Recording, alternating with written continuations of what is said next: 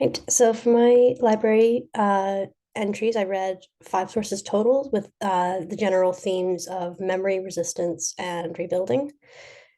So on the theme of memory, I read a source about the film Inglourious Bastards, which addresses cinema memory, public memory, and the reclaiming of power and agency in World War II narratives.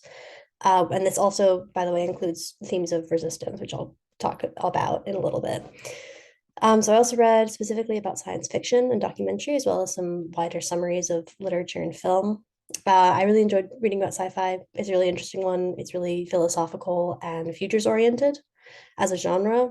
Um, so as part of that, I read about apocalypse and post-apocalypse in sci-fi. So things like The Road by Cormac McCarthy and the Dawn of the Dead series. Actually, I think the first one is Night of the Living Dead, so pretend I didn't say that. Anyway, these are stories and the scholarship around them. They're both are very interested in how we rebuild and how we continue to live after destruction and calamity. And that's also somewhat what peace studies is about. I also read a lot about documentary. So documentary is really interesting because it relates to themes like resistance and memory.